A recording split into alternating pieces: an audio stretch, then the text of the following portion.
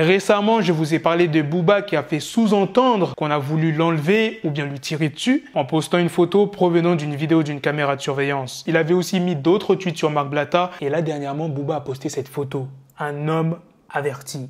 Et qu'est-ce qu'on y voit sur cette photo? La propriété de Booba avec un agent de sécurité. Cette histoire a l'air très sérieuse et je ne sais pas comment ça va se terminer. La prochaine news est sur SDM qui est au cœur d'une polémique. Je vous l'ai dit pour quelle raison dernièrement. D'autres personnes continuent à réagir et c'est ça que je vais vous partager. Il y a le compte Twitter du commissaire de la police nationale SCPN qui dit 150 000 policiers, femmes et hommes salis par un rappeur qui veut du fric sur le dos des flics. Il y a aussi Tanguy qui, je le rappelle, est l'ancien militant pendant la campagne présidentielle pour Éric Zemmour qui a réagi sur Twitter. Bonjour, il a tagué le compte de Gérald Darmanin. Pourriez-vous vous saisir du cas du misérable rappeur SDM qui croit avoir du style en posant à côté d'un policier décédé? Cette photo sointe la haine et la sauvagerie.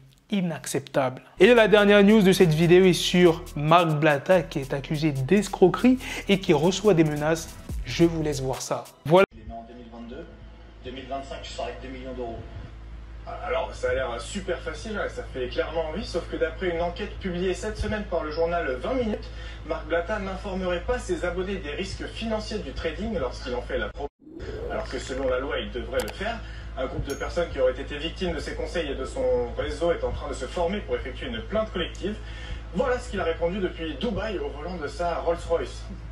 Quand t'as perdu, ferme ta bouche frérot. Parce que si t'as gagné, il serait venu me voir pour me donner la moitié de tes gains. Non.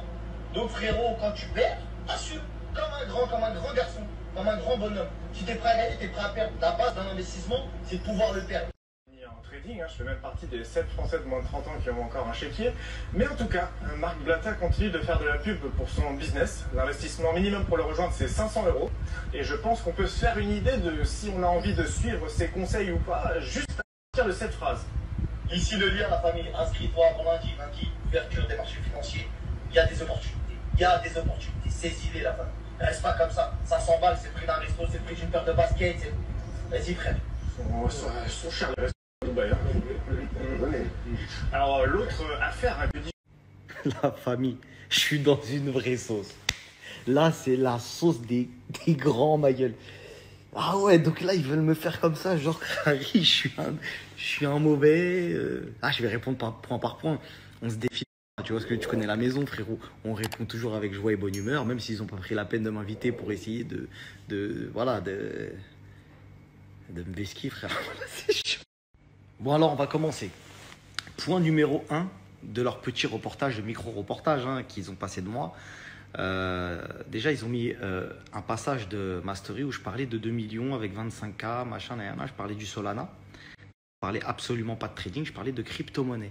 Et je parlais de quelque chose que j'ai déjà fait, en fait. Donc, il n'y a rien d'extraordinaire. Ça se prouve, c'est dans la blockchain, tout ça, machin. Mais ça, c'est des notions encore qu'ils n'ont pas forcément. Mais peu importe, ça fait un peu plus vendeur de montrer que je parle de gros chiffres.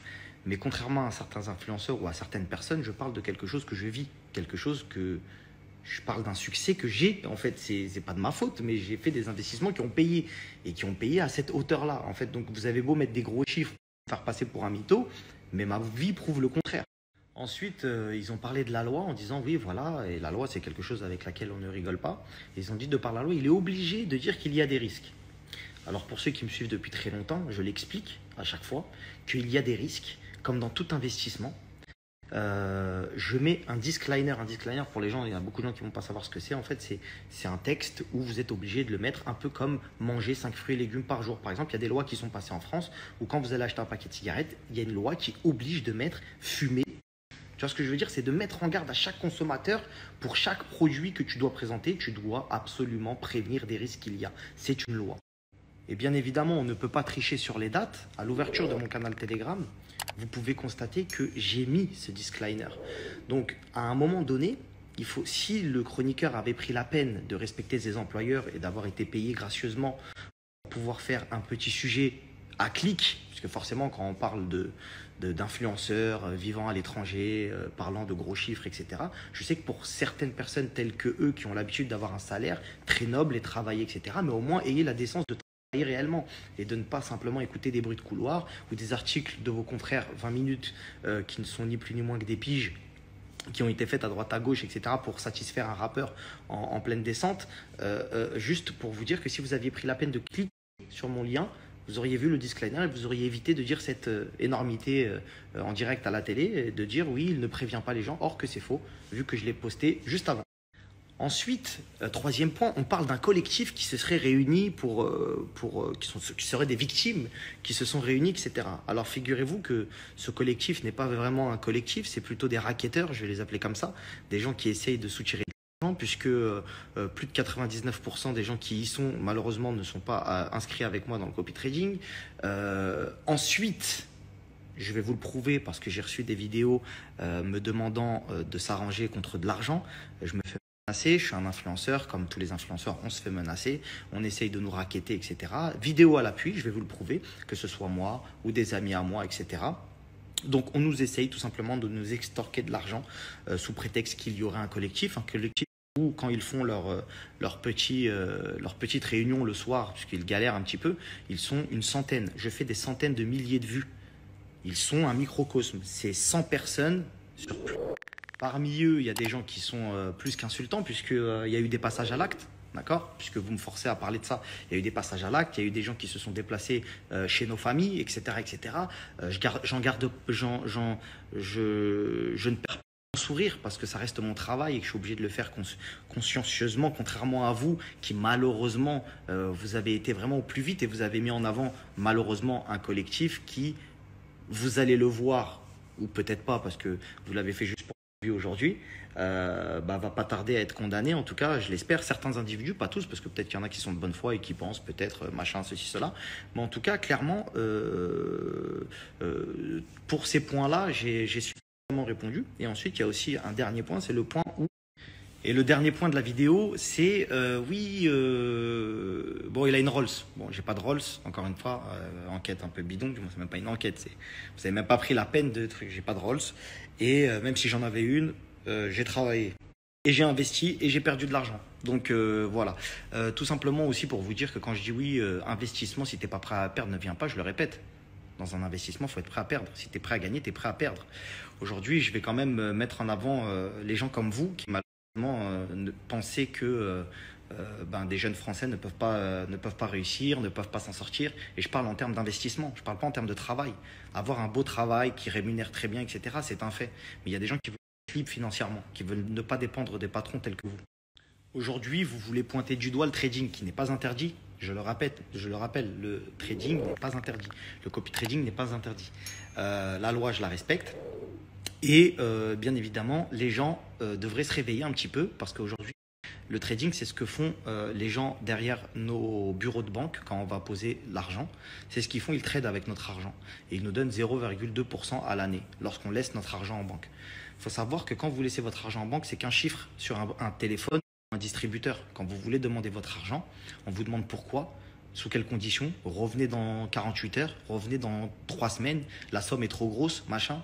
On n'est plus propriétaire de notre argent. Il faut savoir encore une autre dinguerie qui est encore pire que ça. C'est qu'aujourd'hui, le compte garantie des banques, c'est 100 000 $ par client. C'est-à-dire que chaque client qui a plus de 100 000 dans son compte, si demain, il se passe quoi que ce soit, ils peuvent vous rendre que 100 000.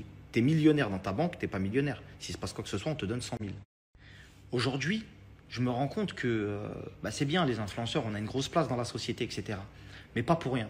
On a cette place-là parce qu'au-delà d'influencer certaines jeunesses, etc., et je pense l'influencer en bien, je vais vous mettre le doigt sur quelque chose d'autre qui était à peu près similaire et que les gens ont pointé du doigt énormément de temps pour que vous compreniez le parallèle avec le copy trading. Il y a un influenceur très connu sur Dubaï qui faisait du pari sportif. Il a tellement fait d'oseille avec le pari sportif que certaines grosses plateformes lui ont proposé plusieurs dizaines de millions d'euros à le racheter. Il a dit non. Cette personne-là, vous la connaissez tous. Je ne vais pas citer son nom pour pas le mettre en lumière plus que ça parce que c'est peut-être quelque chose qu'il n'a pas envie de dire. Sauf qu'aujourd'hui, ils l'ont interdit de faire du pari sportif dû à son influence. Et il ne prenait pas d'argent sur les pertes. Moi qui connais les histoires de brokers, affiliations, etc., chose dans laquelle je ne me suis jamais caché. À chaque fois que je vous ai parlé de copy trading, je vous ai dit que je n'étais pas trader et que je prenais de l'argent sur l'affiliation. C'est quelque chose qui pour moi a toujours été transparent. Si je vais pour essayer de faire en sorte que tu gagnes de l'oseille, c'est normal que j'en gagne aussi. Je ne suis pas l'abbé Pierre. Maintenant, le problème, c'est que ça gêne d'autres personnes. D'autres personnes qui font partie de groupes qui financent des chaînes de télé telles que celle-ci, etc. C'est des grands groupes qu'il y a derrière. qui sont propriétaires de sites internet comme Winamax, comme BetClick, comme ceci, comme cela. Tu vois, et ça les dérange qu'un influenceur tel que du jeune homme que je vous ai parlé, qu'à l'âge de 22 ou 23 piges, il générait plus d'argent sur le territoire français que eux. Donc ils l'ont mis dans des sauces, alors que tout ce qui se faisait, c'était légal. Mais ils l'ont fait passer pour un mec illégal, alors qu'il prenait des millions d'euros par mois. Et aujourd'hui, les gens le font passer pour un voleur. Il a l'image d'un voleur. Vous comprenez ou pas? Ça n'intéresse pas certains systèmes que vous réussissiez. Quel est l'intérêt pour eux de dire « Ouais, mais il n'avertit pas des risques ». Ils t'ont pas dit « C'est illégal ». C'est pas ce qu'ils disent, parce que là, ils ne parleraient même pas. Ils ne parleraient pas si c'était illégal. Vas-y, je suis pas en train, ils ne sont pas en train de vendre de la drogue, les gens, t'as capté? Ils se disent « Non, mais il n'avertit pas assez des risques ». Ils veulent diaboliser le copy trading. Parce que ça ne les intéresse pas de ne pas avoir la main sur votre oseille. Mais ça, vous êtes peut-être assez réveillé pour le savoir, pas assez réveillé pour le savoir, mais sachez une chose, c'est que leur système repose sur votre confiance. Le système bancaire repose sur la confiance. Si tout le monde se pointe au distributeur et veut retirer son argent, vous n'y arriverez pas. Le système s'écroule, fin. Ils n'ont même pas assez d'argent chez eux. Bref, je ne vais pas faire le mec complotiste ni quoi que ce soit, c'est réel, vous pouvez le vérifier sur Internet. Je n'ai pas la parole, je n'ai pas la science infuse, allez le vérifier de vous-même. Bref, en tout cas, je voulais rebondir aussi par rapport à ça et vous dire que si je me suis expatrié, c'est également aussi par rapport à ça. Au fait qu'on bride nos rêves en France. On nous fait croire, on nous diabolise tout, etc. Et c'est moi, en arrivant ici, que j'ai ouvert mon esprit sur le business. Sur pas mal de choses, frérot. Sur pas mal de choses. Aujourd'hui, malheureusement, quand vous voyez des manifestations, vous voyez quoi brûler? Des Ferrari, des Mercedes, des voitures haut de gamme. Sauf que quelqu'un qui réfléchit, il se dit quoi? Mais frérot, le mec qui a une Ferrari, il paye des impôts et il paye indirectement ton RSA si tu es au RSA. Il paye tes allocations familiales si tu es avec les allocations familiales, etc. Pourquoi tu vas lui brûler sa voiture à lui? Indirectement, c'est lui qui te paye. Tu brûles la voiture d'un mec qui te paye.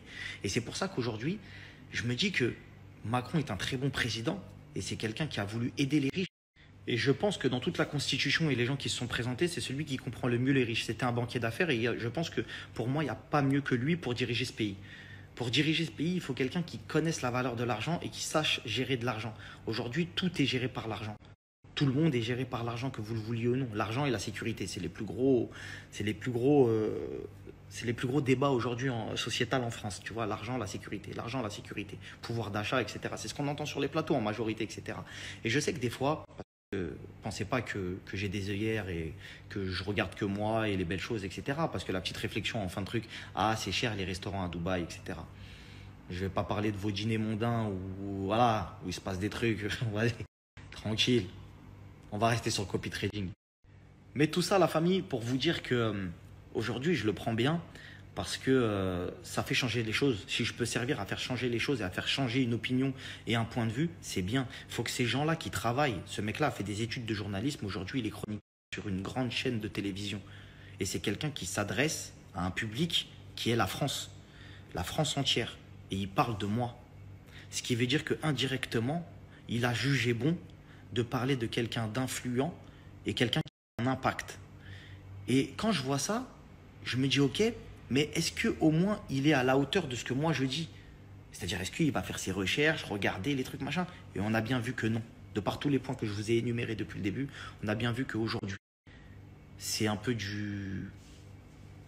C'est pour cliquer, pour faire des vues. On va parler d'un tel, on va parler d'un tel. C'est devenu du burlesque.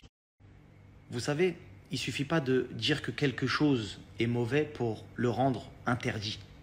D'accord? Je vais reparler 30 secondes d'investissement pour que vous puissiez comprendre. Je m'adresse au chroniqueur qui a fait cette chronique.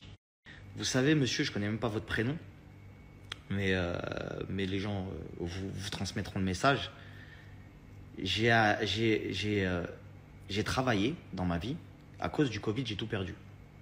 J'avais une société, j'ai tout perdu. Je suis venu m'installer à Dubaï pour des raisons qui me sont propres, pour l'avenir de mes enfants, etc. Parce que oui, j'ai des enfants et je suis consciencieux de l'image que je peux donner dans un futur proche ou lointain à ces enfants-là. Parce que mon image reste, je suis sur les réseaux sociaux. J'ai connu des moments très difficiles.